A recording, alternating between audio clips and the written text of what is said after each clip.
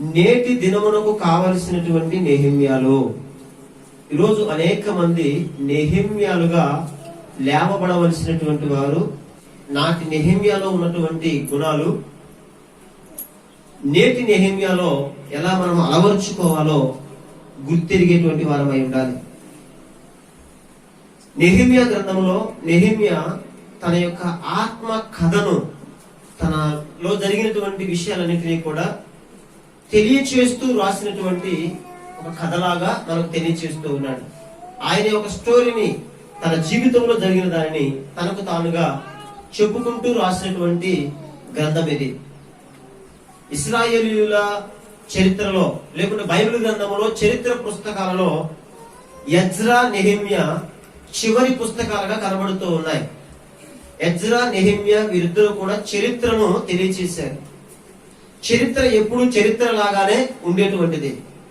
చరిత్రను చరిత్రగా, జరిగిన వాస్తవాలను జరిగినట్లుగా తెలియచేసేటువంటివి చరిత్ర పుస్తకాలు. లోకంలో మనందరికీ కూడా చాలా ఇతిహాసాలు ఉన్నాయి. ఇతిహాసాలు లేకపోతే నవలలు అనేటువంటివి ఉన్నాయి. ఇది ఇతిహాసము కాదు, నవల కాదు. ఇంతకు ముందు మన దగ్గర జరిగినటువంటి రాజుల చరిత్రలను చరిత్రలుగా రాయకుండా వాటిని ఇతిహాసాలుగా చెప్పేశారు, కథలుగా చెప్పేశారు. ఆ కథలలో ఏవేవో చెప్పుకుంటూ వచ్చారు. రెక్కల గుర్రాలు ఉన్నాయని, అవి మేఘాల మీద ఎక్కువ వస్తాయని, ఆ మేఘాల మీద ఉన్నటువంటి రాజులుగా వస్తారని, వారు దేవుళ్ళు అని చెప్పుకుంటూ వచ్చారు. ఇవన్నీ ఒక పురాణాలుగా రాశారు, కానీ వాటికి చరిత్ర ఆధారాలేమి లేవు. ఇప్పుడు మనం చదువుకున్నటువంటి ఈ నెహెమ్యా గ్రంథము చరిత్రలో లిఖింపబడినటువంటిది.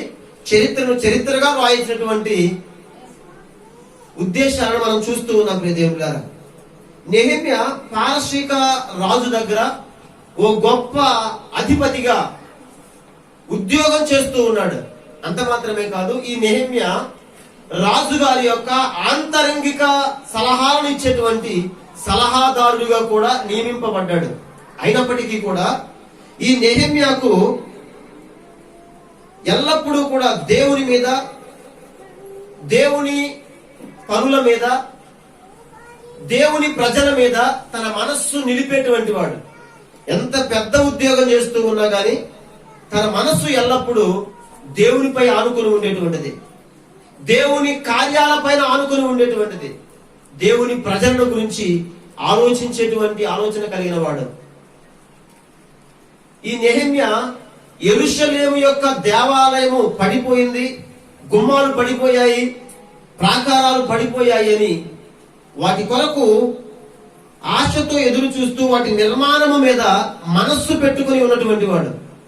తనకు కనిపించినటువంటి వారు ఎవరైనా కొత్త వారు యూదులు కనబడితే వెంటనే యెరూషలేమును గూర్చినటువంటి సమాచారము తెలుసుకునేటువంటి వాడు. తన మనస్సు ఎంతగా యెరూషలేము మీద పెట్టాడో చూడండి. బైబిల్ గ్రంథం సెలవిస్తూ ఉంది, యెరూషలేమును ప్రేమించువారు ధన్యులు, దాని క్షేమము కొరకు ప్రార్థన చేసేవారు వర్ధిల్లుతారు అని దేవుని వాక్యం సెలవిస్తూ ఉంది. యెరూషలేము మీద, దేవుని పని మీద బహు దృష్టిని పెట్టుకుని ఉన్నటువంటి వాడు ఈ నెహెమ్యా. ఈ నెహెమ్యా మాటల వాడు కాదు, పనివాడు. ఈయన పని చేసేటువంటి వాడు, మాటలు చెప్పేవాడు కాదు. చాలా మంది మాటలు చెబుతారు కానీ చేతలు మాత్రం శూన్యంగా కనబడుతూ ఉంటాయి. మాటలు కోటలు దాడతాయి కానీ పనులు మాత్రం గడప దాటవట. పనులు గడప దాటవట, కానీ మాటలు మాత్రం అటువంటి వాడు కాదు ఈ నెహెమ్యా. ఎందుకంటే మొదటి అధ్యాయము 4వ వచనంలో ఒక విషయాన్ని మనం చూస్తాం. ఈ మాటలు వినినప్పుడు నేను కూర్చుండి ఏడ్చి కొన్ని దినములు దుఃఖముతో ఉపవాసం ఉండి ఆకాశమందిని దేవుని ఎదుట విజ్ఞాపన చేసి తిని. ఒక మాట విన్నాడు, వినగానే వెంటనే ఏదో మాట చెప్పాలి. అవునా, అలా జరిగిందా, అయ్యో పాపం అని అల్లా. వెంటనే కొన్ని దినముల పాటు ఏడ్చి కన్నీరు కార్చి ఉపవాసం ఉండి ప్రార్థన చేసి దేవునికి మొరపెట్టాడు. పనిని జరిగించడానికి సిద్ధపాటును కలిగి అడుగులు వేస్తూ ఉన్నాడు. ఎవరైనా ఆకలేసి ఇంటికి వచ్చినప్పుడు దేవుడు ఆకాశ పక్షులను పోషించేవాడు, నిన్ను కూడా పోషిస్తాడు, ప్రార్థన చేస్తానులే పోయిరా అంటే ఏముంది, మాటల వరకే. కానీ ఆకలేసి ఇంటికి వచ్చిన వాడికి ఏం పెట్టాలి? కొంచెం అన్నం పెడితే కడుపు నిండా తిని నిండారులుగా కుటుంబాన్ని దీవించి వెళతారు. దేవుని బిడ్డలారా, నెహెమ్యా అటువంటి వాడు. చూడండి ఒకసారి 6వ అధ్యాయం 3వ వచనం. అందుకు నేను చేయి పని గొప్పది, దానిని విడిచి మీ యొద్దకు వచ్చుటకై నేను ఎందుకు దానిని ఆపవలను? నేను రాలేను అని చెప్పుటకు. ఆగండి. ఏమంటున్నాడు చూడండి, నేను పనిని విడిచి రాలేను. కొంతమంది అన్నారు కదా, ఏంటి నువ్వు చేసే పని, అసలు ఏం చేస్తున్నావు చూద్దాం, నువ్వు రా మాట్లాడదాం అని చెప్పేసి అన్నారు. రాజుగారికి ఎదురు తిరగకూడదు, నువ్వు రా మాట్లాడదాం అని చెప్పని వట్టి కబుర్లు పెడదాం అనుకుంటున్నారు. నెహెమ్యా కబుర్లు చెప్పేవాడు కాదు. పనిని ఆపడానికి ఇష్టపడినటువంటి వాడు, పని మధ్యలో కూడా ప్రార్థన చేయడానికి ఇష్టపడినటువంటి వాడు. ప్రియదేవులారా, నెహెమ్యా యెరూషలేములోని శేషిత ప్రజల కొరకు ప్రార్థన చేస్తూ దేవుణ్ణి వేడుకుంటూ ఉన్నాడు. దేవుడు తన ప్రజలను ఆ దేశంలో తన కొరకు నియమించుకొని ఉన్నాడు.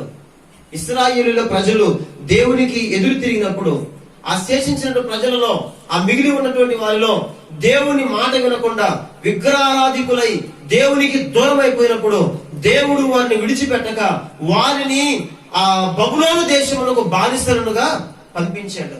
బబులోను దేశంలో వారు వెట్టి చాకిరీ చేస్తూ బానిసలుగా బ్రతకవలసిన పరిస్థితి వచ్చింది. వారు బబులోను దేశంలో మగ్గిపోతూ ఏడుస్తూ ఉంటే వారికి విడుదల ఇవ్వడానికి మొట్టమొదటిగా కోరెషు అనేటువంటి రాజు వచ్చాడు. ఆ తర్వాత అర్తహషస్త అనేటువంటి రాజు వచ్చాడు. వీరిద్దరూ కూడా బబులోను దేశంలో ఉన్నటువంటి వారిని యెరూషలేము కట్టించుకోవడానికి, యెరూషలేమును పునర్నిర్మాణము చేయడానికి వారికి ఆజ్ఞ ఇచ్చి వారిని పంపించినటువంటి వారుగా కనబడుతూ ఉన్నారు. ఈ బబులోను దేశంలో కోరెషు, అర్తహషస్త ఏలుబడి మొదలుకొని రోమా సామ్రాజ్యము వరకు కూడా ఇశ్రాయేలీయులు అక్కడ బానిసలుగా ఉన్నారు. రోమా సామ్రాజ్యం దాకా ఇటు అటు ఊగుతానే ఉన్నారు. కొన్ని రోజులు విగ్రహారాధన అంటున్నారు, కొన్ని రోజులు దేవుడు అంటూ ఉన్నారు. అయినప్పటికీ కూడా దేవుడు వారి మీద కృప చూపించడం మానలేదు. కోరెషు యెరూషలేమును కట్టించవచ్చు అని ఆజ్ఞ ఇచ్చినది మొదలుకొని యేసు ప్రభు వారు యెరూషలేములో జన్మించినంత వరకు, యోదయ బెత్లెహేములో జన్మించినంత వరకు 500 సంవత్సరాలు టైం పట్టింది. కోరెషు ఆజ్ఞ జారీ చేసినప్పుడు యెరూషలేము నిర్మాణమును కట్టుటలో ప్రాముఖ్యమైనటువంటి 3 వ్యక్తులు ఎవరంటే, మొట్టమొదటి వాడు జెరుబ్బాబెలు. యెరూషలేమును కట్టించడానికి 3 దఫాలుగా ప్రజలు బబులోను దేశంలో నుంచి యెరూషలేములోనికి వచ్చారు. ఎన్ని దఫాలు? 3 దఫాలు. జెరుబ్బాబెలు బ్యాచ్. ఆ తర్వాత ఎజ్రా బ్యాచ్. ఎజ్రా వచ్చినటువంటి 15 సంవత్సరాలకు మరలా నెహెమ్యా యెరూషలేములోనికి వచ్చాడు. నెహెమ్యా, ఎజ్రా సమకాలికులుగా పనిచేసినటువంటి వారు. దేవుడులారా, జెరుబ్బాబెలు అధిపతి, అంత మాత్రమే కాదు రాజకీయ నాయకుడు. ఎజ్రా శాస్త్రి, యాజకుడు. నెహెమ్యా ప్రజల ఎదుట ఉండేటువంటి అధికారి, ప్రజల కోసం పనిచేసేటువంటి వాడు, యాజకేతరుడు అంటే యాజకుడు చేసేటువంటి అన్ని పనులు చేయగలడు గాని యాజకుడు లాగా మందిరంలో మాత్రం ఏమీ చేయలేడు. యాజకుడు మందిరంలో దేవుని పనిని జరిగించేటువంటి వాడు. యాజకేతరుడు దేవుని మందిరంలో యాజకుడు చేసేటువంటి పనులను ప్రజలలో చేసేటువంటి వాడు. ఈరోజు ప్రజలలో పని చేయగలిగినటువంటి నేటి నెహెమ్యాలు లేవాలి. చప్పట్లు కూడా దేవుని స్తోత్రం చెల్లిద్దాం. ప్రజల యొక్క అవసరతల నిమిత్తమై విజ్ఞాపన చేసేటువంటి వాడు, ప్రజల కొరకు అధికారుల దగ్గరికి వెళ్లి మాట్లాడేటువంటి వాడు, ప్రజల నిమిత్తము నాయకులతో మాట్లాడేటువంటి వాడు. ఈరోజు క్రైస్తవుల నుండి రాజకీయాలు చేయాలి అని చెప్పంటే భయపడిపోతా ఉన్నారు. కాదు, నేటి దినాలలో కావాల్సింది ఏంటి తెలుసా? ప్రజల కొరకు అధికారుల దగ్గరికి వెళ్ళి మాట్లాడగలిగేటువంటి నాయకులు కావాలి. ఎట్లా అండి వారు లేచేది? మన గ్రామాల్లో ఉన్నారు చూసారు, ఏదైనా పని కావాలంటే వెంటనే ఎవరి దగ్గరికి పోతాం? పలానా మనకు తెలిసిన వ్యక్తి, ఈ వ్యక్తి అయితే ఎంఆర్ఓతో మాట్లాడగలడు, ఎమ్మెల్యేతో మాట్లాడగలడు, ఎండిఓ గారితో మాట్లాడగలడు. అన్నింటి దగ్గర కూడా వెనక కొంచెం పలుకుబడి అటువంటి వ్యక్తులు ఎక్కడి నుంచి రావాలి? సంఘములో నుంచి రావాలి. నెహెమ్యా అటువంటి వాడు. ఈ నెహెమ్యాకు దేవుడన్నా దేవుని పని అన్నా ఎంతో ఇష్టం అన్నమాట. దేవుని కొరకు ఎంతటి పనికైనా గాని, ఎంతటి సాహసములకైనా గాని వెనుకాడకుండా చేసేటువంటి వాడు. దేవుని కొరకు ప్రజలు నెహెమ్యాల వలె ప్రజల మధ్యలో పనిచేసేటువంటి వారిగా ఉండాలి. ఈ నెహెమ్యా ఎటువంటి వాడంటే, బబులోను దేశంలో ఉన్నప్పుడు యెరూషలేము యొక్క పతనమును గురించి తెలుసుకున్నప్పుడు, వెంటనే తన ఉద్యోగానికి రాజీనామా చేయాల. ఆలోచన విధానంగా ప్రార్థన చేయడానికి మొదట మనసు స్థిరపరుచుకున్నాడు.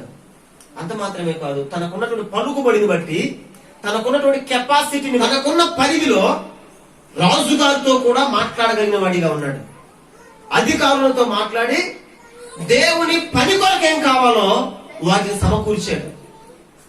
తనకున్న పరిధిలో తాను దేవుని మందిర నిర్మాణం కొరకు, పడిపోయిన ప్రాకారముల యొక్క నిర్మాణం కొరకు బంగారాన్ని, వెండిని, అనేకమైనటువంటి కలపను సిద్ధపరుచుకొని ఓడల పైన బబులోను దేశంలో నుండి, అనగా ఇప్పుడున్నటువంటి ఇరాక్ దేశంలో నుండి యెరూషలేము వరకు ఓడల మీద ఆ సామాగ్రిని తీసుకుని వచ్చినటువంటి వాడు.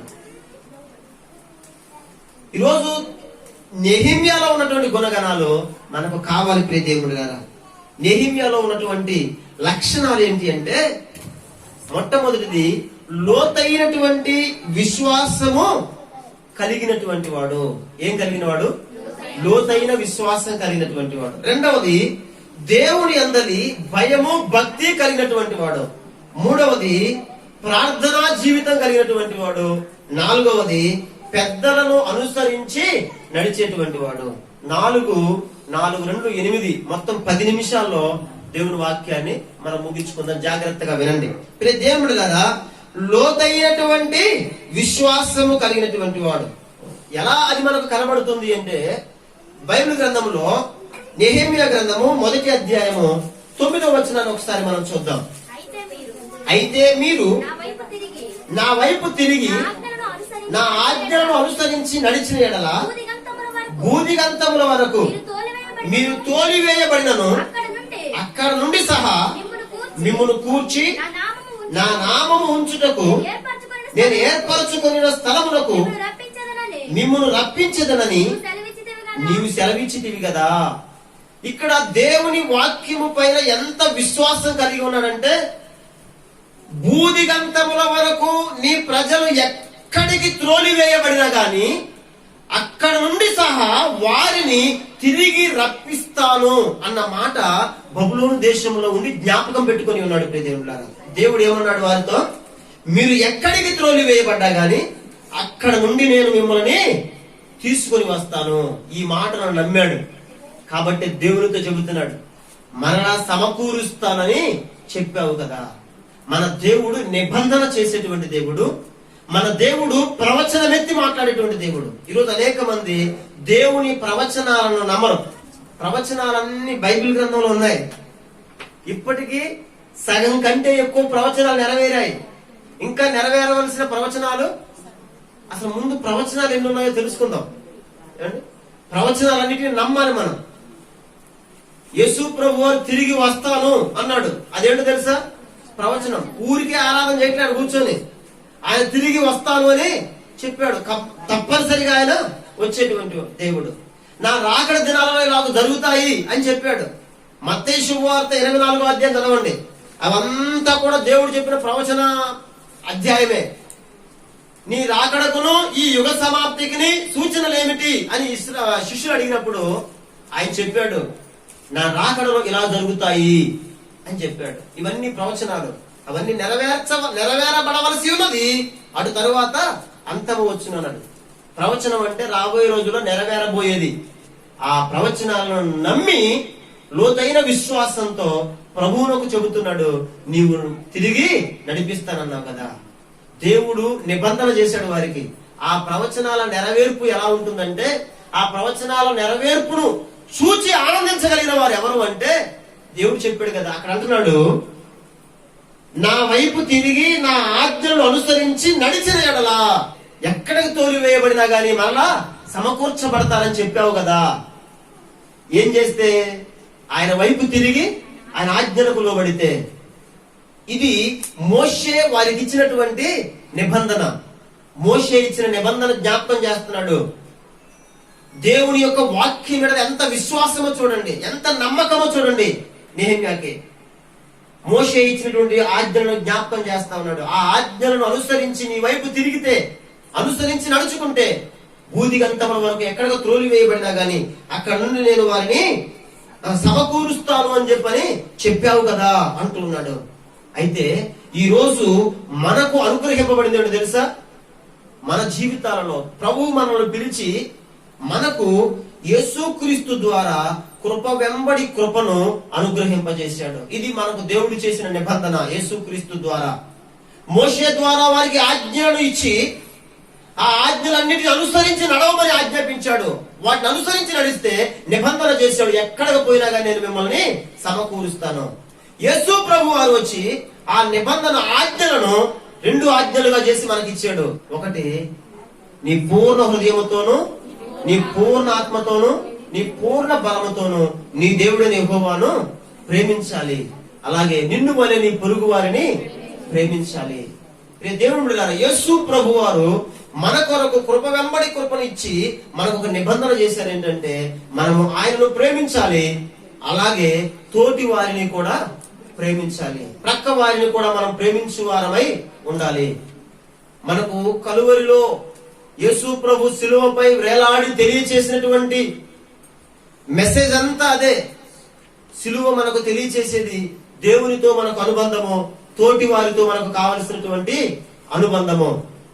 యేసు ప్రభు వారు మనకు ఒక గొప్ప నిబంధన చేశాడు. ఆయన పరిపూర్ణతలో నుండి మనము కృప వెంబడి కృపను పొందామని యోహాను శుభవార్త 1వ అధ్యాయము 16వ వచనంలో మనము చూస్తాము.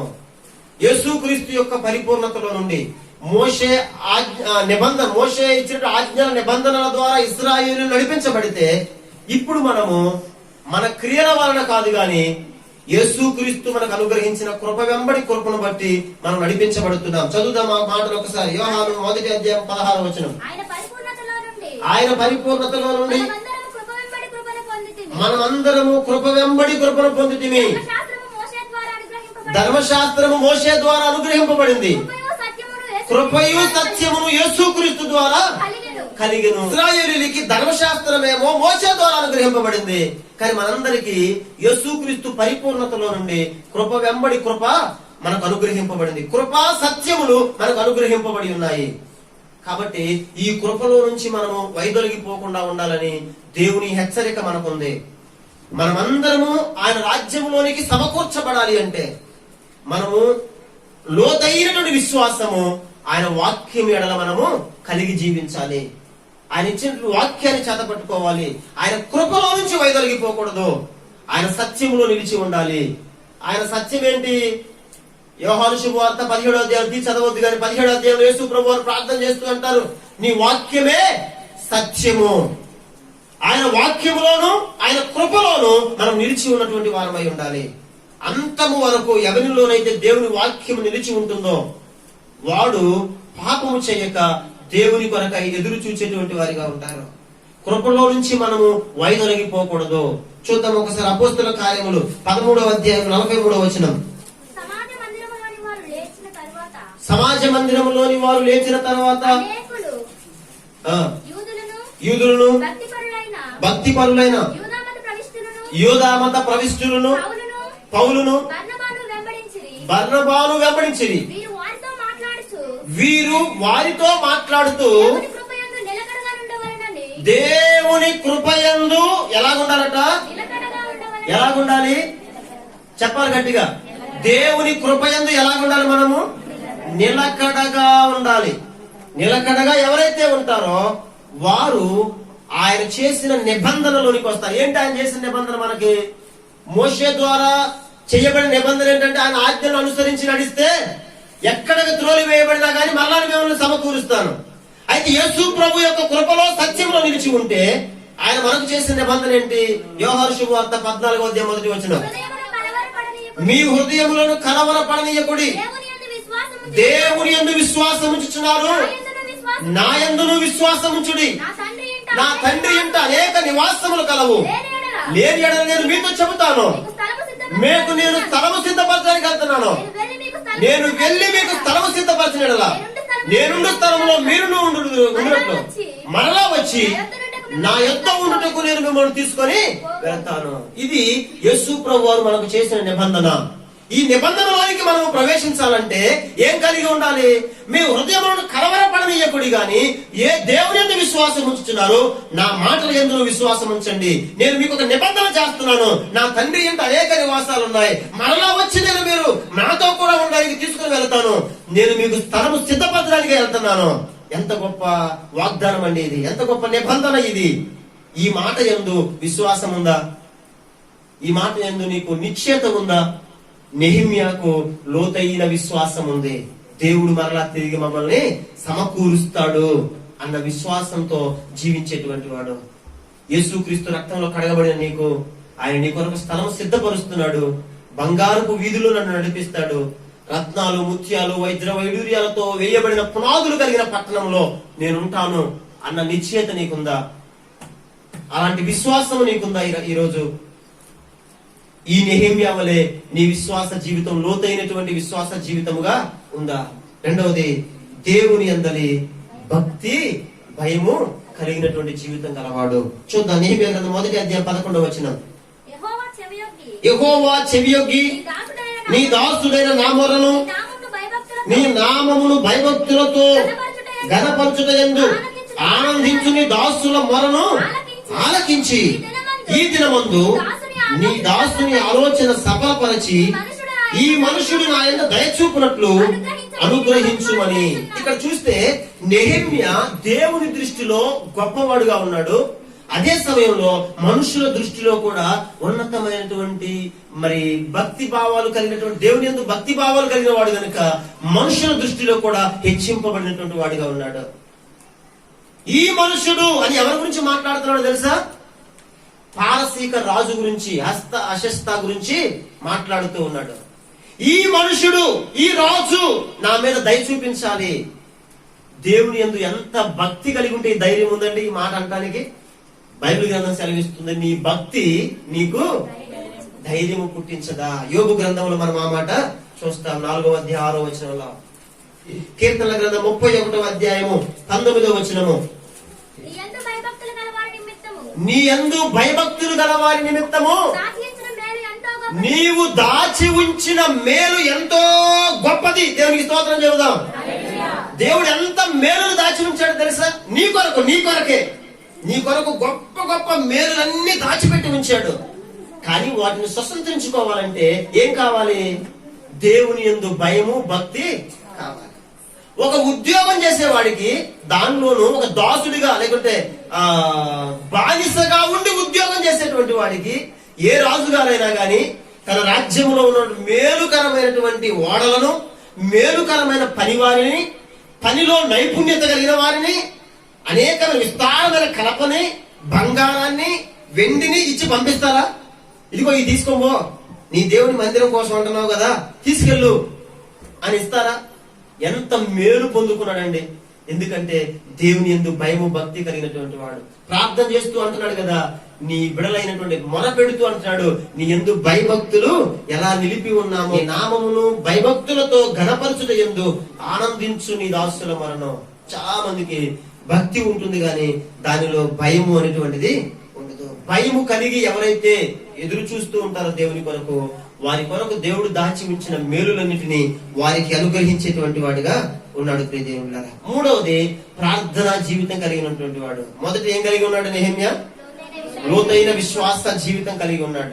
తన రాజ్యం, తన యొక్క సమకూర్పు కొరకై దేవుడు చేసిన నిబంధనను మర్చిపోలేదు. రెండవది, దేవుని యందు భయభక్తులు కలిగినటువంటి వాడిగా ఉన్నాడు. మూడవది, ప్రార్థనా జీవితం కలిగి ఉన్నాడు.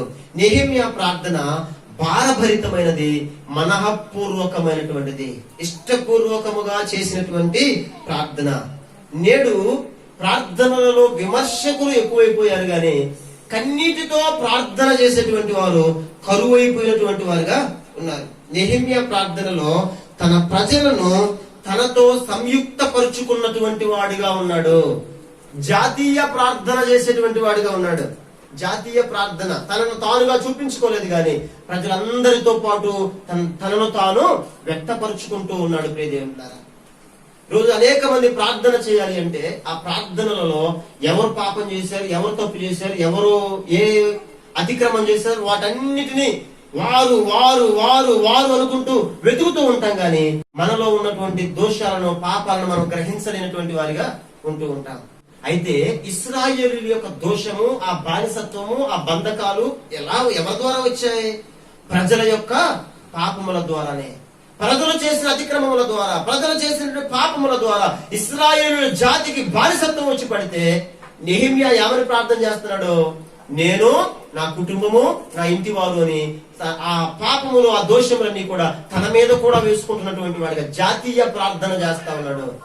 ప్రజలందరినీ తనతో కూడా సంయుక్త పరుచుకున్నటువంటి వాడిగా ఉన్నాడు.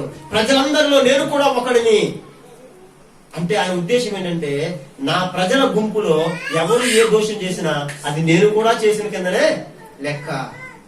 అయ్యా ఫలానా వారు తప్పిపోయారయ్యా, ఫలానా వారు, కొంతమంది ప్రార్థన చేస్తారు, ఫలానా వారు పాపం చేశారయ్యా. ఆ ప్రార్థన అంతా నెహెమ్యాకి ఎలా ఉండేదో తెలుసా? వ్యక్తిగతంగా వారి కొరకు ఏడ్చి విజ్ఞాపన చేశాడు. ఇశ్రాయేలీయుల కొరకు వినపడగానే, ఆ మాట వినపడగానే ఏం చేశాడట? కొన్ని దినములు ఉపవాసం నుండి కన్నీటితో విజ్ఞాపన చేశాడట.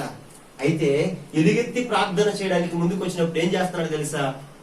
నేను, నా ఇంటి వారు చేసిన దోషాలు, నా పాపాలు నువ్వు క్షమించయ్యా అని ప్రార్థన చేస్తూ ఉన్నాడు. ప్రియదేవులారా, నెహెమ్యా ప్రజల పాపములు తనవిగా తాను భావిస్తూ వారి కొరకు ప్రార్థన చేస్తూ ఉన్నాడు. నెహెమ్యా గ్రంథము 1వ అధ్యాయము 7వ వచనం నుంచి నేను చదువుతూ ఉన్నాను. నీ సేవకుడైన మోషే చేత నీవు నిర్ణయించిన ఆజ్ఞలనైనను కట్టడలనైనను విధులనైనను మేము గైకొనకపోతిమి. నీ సేవకుడైన మోషేతో నీవు సెలవిచ్చిన మాటను జ్ఞాపకము తెచ్చుకొనుము. దేవుని వాక్యం పట్ల ఎంత శ్రద్ధ కలిగిన వాడు చూడండి. అయ్యా మేము గ్రహించలేకపోయామయ్యా, నీవు మోషే ద్వారా ఇచ్చినటువంటి వాక్కులను, ఆజ్ఞలను మేము గైకొనలేకపోయాం, మమ్మల్ని క్షమించు. నీ వాక్యానుసారంగా నడవలేకపోయా, మమ్మల్ని మన్నించు. అయితే నీవు ఒక్కసారి మమ్మల్ని జ్ఞాపకం చేసుకోయ్యా అంటూ ఉన్నాడు. ప్రియదేవులారా, వాక్యము ఎత్తిపట్టి ప్రార్థన చేస్తూ ఉన్నాడు. ప్రార్థించే ఈ నెహెమ్యాకి దేవుని వాక్యం బాగా తెలుసు. ఈరోజు చాలా మంది ప్రార్థన చేస్తారు కానీ దేవుని వాక్యం వారికి తెలీదు. ప్రార్థన చేస్తారు, ప్రభా మా అందులో నుండి అయితే మాకు కావలసిన వాటన్నిటిని ఇవ్వండి. యూదులు తిరిగి తమ దేశానికి వస్తారు అన్నటువంటి మాటను, ఆ వాక్యాన్ని గుర్తు పెట్టుకొని అది జ్ఞాపకమును తెచ్చుకున్నటువంటి నెహెమ్యా ప్రార్థన చేస్తూ ఆ మాటను మరలా తిరిగి దేవుడికి చెబుతూ ఉన్నాడు. ఏ రోజన్నా ప్రార్థన చేసేటువంటి మనము దేవుడి సంవత్సరంలో చేసిన వాగ్దానాన్ని, లేకుంటే ఇంతకు ముందు సంవత్సరం చేసిన వాగ్దానాన్ని, లేదా దేవుని వాక్యాన్ని జ్ఞాపకం పెట్టుకొని, ఇదిగో ప్రభా నీ వాక్యములు ఇలా మాట్లాడావు కదా, ఈ వాక్యాన్ని బట్టి నేను మిమ్మల్ని అడుగుతూ ఉన్నాను అని దేవుని దగ్గర ప్రార్థించేటువంటి ప్రార్థనా పరులుగా మనము లేకుండా పోతూ ఉన్నాం. ఎన్ని రోజులు వాక్యం విన్నా గానీ ఆ వాక్యము మన మదిలో ఉండట్లేదు. మన మనస్సులోనికి, మన హృదయంలోనికి దేవుని వాక్యము వెళ్ళాలి. దేవుని వాక్యాన్ని జ్ఞాపకము పెట్టుకొని నెహెమ్యా ప్రార్థన చేసేటువంటి వాడిగా ఉన్నాడు. ఆయన చేసే ప్రార్థన ఎంత చక్కగా ఉందో చూడండి. ఒకసారి ఆ ప్రార్థన చదువుదాం మనం జాగ్రత్తగా. చూడండి, చెరపట్టబడిన వారిలో శేషించిన వారు ఆ దేశంలో బహుగా శ్రమను నిందను పొందుతున్నారు. మరియు యెరూషలేము యొక్క ప్రాకారము పడద్రోయబడింది, దాని గుమ్మములను అగ్ని చేత కాల్చబడినవని నాతో చెప్పిరి. ఈ మాటలు వినినప్పుడు నేను కూర్చుండి ఏడ్చి కొన్ని దినములు దుఃఖముతో ఉపవాసం ఉండి ఆకాశమందున దేవుని ఎదుట విజ్ఞాపన చేసి తిని, ఎట్లనగా ఆకాశమందున్న దేవా యెహోవా. ఇక్కడ చూడండి, ఎందుకు ఇలా ప్రార్థన చేశాడు? ఏలీ కాలంలో ఏలీ కుమారులు బహు భయంకరులై దేవాలయంలో పాపములు జరిగిస్తూ ఉన్నప్పుడు దేవుడు వారిని చూస్తూ ఊరకుండక వారు ఫిలిస్తీయుల మీదకి యుద్ధానికి పోయినప్పుడు వారి చేతిలో వీరు చచ్చిపోయే విధంగా చేశారు. ఫిలిస్తీయులు మందసాన్ని ఏం చేశారు? పట్టుకొని తీసుకొని వెళ్ళిపోయారు. దానిలో ఏలీ కుమారులలో ఉన్నటువంటి ఒకరి భార్య, తన కోడలు గర్భవతిగా ఉంది. మందసం పట్టబడింది అనే మాట వినబడగానే వెంటనే ఆమె ప్రసవ వేదనతో మరి దుఃఖిస్తూ బిడ్డను కని ఆ బిడ్డకు ఈకాబోదు అని పేరు పెట్టింది. ఆ పేరు పెట్టి ఆమె చచ్చిపోయింది. అతని పేరేంటి? ఈకాబోదు. అంటే అర్థం ఏంటి? దేవుని సన్నిధి వెళ్ళిపోయింది. దేవుని సన్నిధి వెళ్ళిపోయింది. నెహెమ్యా ఇప్పుడు చేసే ప్రార్థనలో దేవుని సన్నిధి మాతో ఉన్నది అని చెప్పట్లేదు. దేవుడు అన్నాడు కదా, నిశ్చయముగా నీ ప్రజల మధ్యలో నేను ఉంటాను అని వాగ్దానం చేశాడు మోషేతో. కానీ ఇక్కడ నెహెమ్యా ఏమని ప్రార్థన చేస్తున్నాడంటే, మా మధ్యలో ఉన్న దేవా అని ప్రార్థన చేస్తున్నాడా? లేదు, ఆకాశం ముందు ఉన్నటువంటి దేవా. ఎందుకంటే ప్రజలతో ఇప్పుడు ఎవరు లేరు, దేవుడు ఎక్కడున్నాడు? మరి ఆయన ఆకాశంలో ఉన్నాడు. అందుకే ఈ అధ్యాయంలో, ఈ పుస్తకంలో చాలా సార్లు ఆకాశం ముందున్న దేవా ఈ పుస్తకంలోను దినవృత్తాంతముల గ్రంథంలోను రాయబడి ఉంటుంది. ఎందుకంటే దేవుడు ప్రజలతో ఉండడానికి ఇష్టము కలిగి లేడు. ఈరోజు నీవు చేసే ప్రార్థనను బట్టి దేవుడు నీతో ఉండడానికి ఇష్టపడుతున్నాడా? నీవు చేసే ప్రార్థన దేవుడు నీ ప్రార్థన ఆలకించి నీ దగ్గర రాగలుగుతున్నాడా? సొలొమోనుకు జవాబిచ్చిన దేవుడు నీతో జవాబు ఇవ్వడానికి సిద్ధంగా ఉన్నాడా? భక్తులతో మాట్లాడిన దేవుడు నీతో మాట్లాడడానికి సిద్ధంగా ఉన్నాడా? మన ప్రార్థన దేవుణ్ణి మన దగ్గరకు తీసుకొని వచ్చేదిగా ఉండాలి. ఆకాశమందున్న దేవా, యెహోవా భయంకరుడైన గొప్ప దేవా, నిన్ను ప్రేమించి నీ ఆజ్ఞలను అనుసరించి నడుచు వారిని కటాక్షించి వారితో నిబంధనలు స్థిరపరచువాడా, నీ చెవియొగ్గి నీ నేత్రములు తెరిచి నీ సన్నిధిని దివారాత్రము నీ దాసులైన ఇశ్రాయేలుల పక్షముగా నేను చేయు ప్రార్థన అంగీకరించుము. నీకు విరోధముగా పాపము చేసిన ఇశ్రాయేలుల కుమారుల దోషమును నేను ఒప్పుకొనుచున్నాను. నేనును నా తండ్రి ఇంటి వారును పాపం చేసి ఉన్నాము, నీ ఎదుట బహు అసహ్యముగా ప్రవర్తించాము. నీ సేవకుడైన మోషే ద్వారా నీవు నిర్ణయించిన ఆజ్ఞలను మేము కట్టడలనైనను విధులనైనను మేము గైకొనలేదయ్యా. నీ సేవకుడైన మోషే ద్వారా సెలవిచ్చిన మాటను జ్ఞాపకం చేసుకుని నీవు నీ వైపు తిరిగి నీ ఆజ్ఞను జ్ఞాపకం చేసుకుంటే సమకూరుస్తానన్నావు కదా, సమకూర్చయ్యా అని ప్రార్థన చేస్తూ ఉన్నాడు.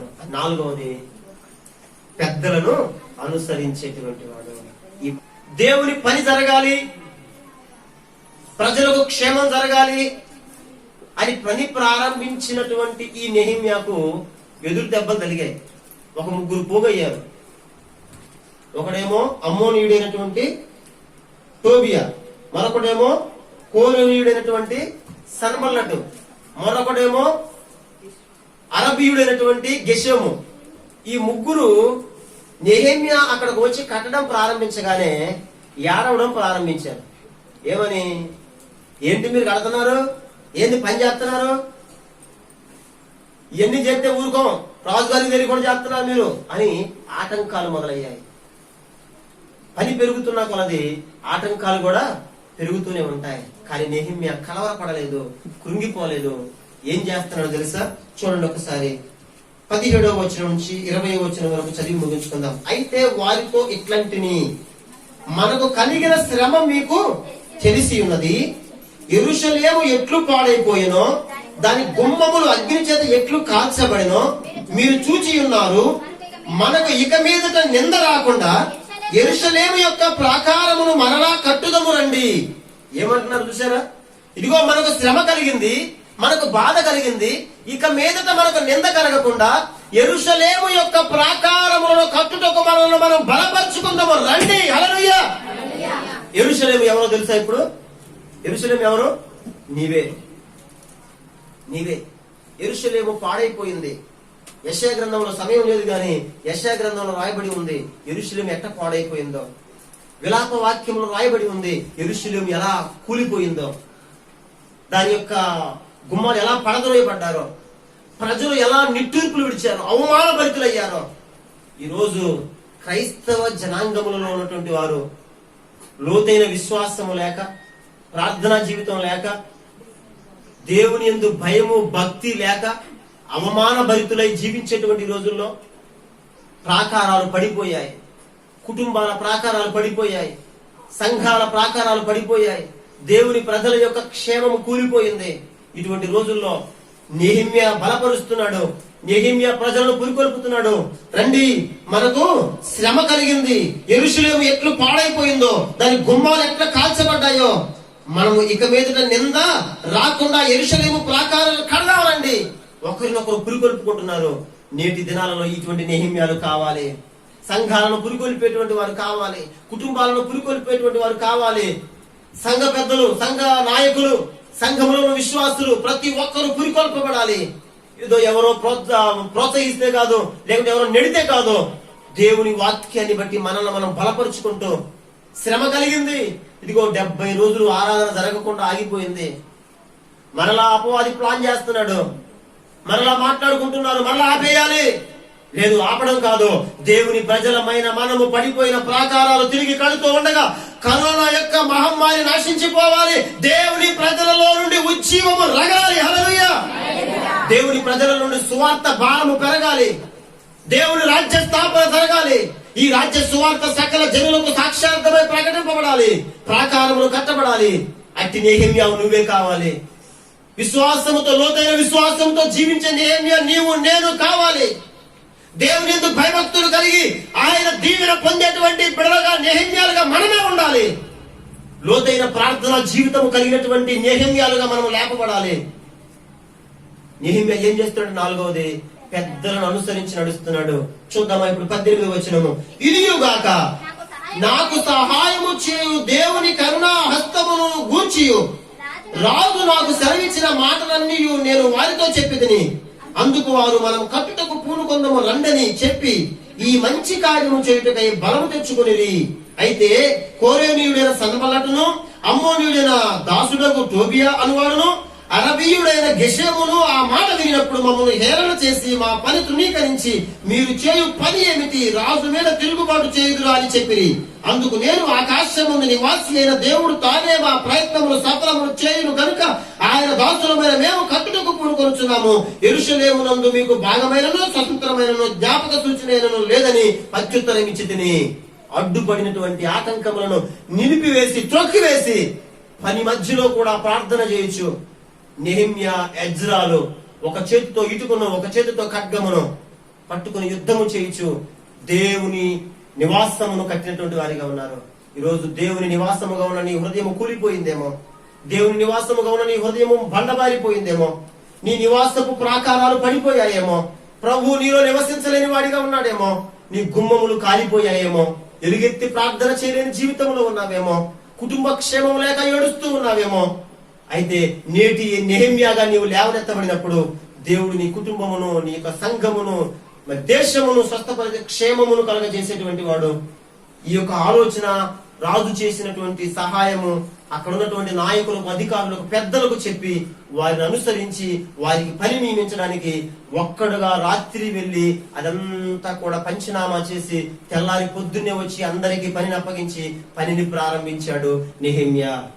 ఈ నెహెమ్యా వంటి జీవితము నేటి నెహెమ్యాలుగా మనందరికీ కూడా దేవుడు అనుగ్రహించును గాక. ఆమేన్. కనులు మూసుకుందాము, ప్రార్థన చేద్దాము. ఇది కూడా చాలా ప్రాముఖ్యమైన దేవుని వాక్యం సెలవిస్తుంది.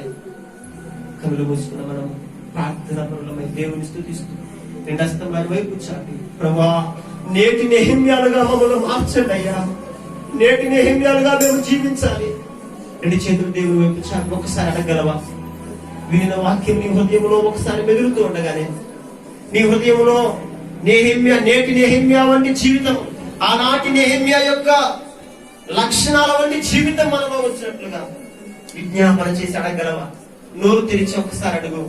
ఈ వాక్యము నీ మనస్సులో మెదులుతూ ఉండగానే కన్నీరు కాచి ప్రభుని అడుగు. రెండస్తముల దేవుని వైపు చాపి ప్రార్థన శక్తి నాకు కావాలయా, ప్రతి ఒక్కరు నోరు తెరిచి కావాలయా, అభిషేకం కావాలయా, ఏలియా ప్రార్థించగా నేను ప్రార్థించగా దయచేయుమా, ఏలియా ప్రార్థించగా పొందిన శక్తి నేను ప్రార్థించగా దయచేయుమా, నిరంతరం ప్రార్థింపనీయుమా, ప్రార్థన శక్తి నాకు కావాలయా, నీ పరలోక అభిషేకం కావాలయా, ప్రార్థన శక్తి చూసుకొని మీరందరూ ప్రార్థించడానికి మాకు నేర్పించండి ప్రభా. యేసయ్యా కావాలయ్యా, నీ ఆత్మ అభిషేకం కావాలయ్యా. యేసయ్యా కావాలయ్యా, నీ ఆత్మ అభిషేకం కావాలయ్యా. ప్రార్థన శక్తి నాకు కావాలయ్యా, ఈ పరలోక అభిషేకం కావాలయ్యా. ప్రార్థన శక్తి నాకు కావాలయ్యా, ఈ పరలోక అభిషేకం కావాలయ్యా. ఈ పరలోక అభిషేకం కావాలయ్యా. ప్రార్థన చేద్దాం. ప్రభువా,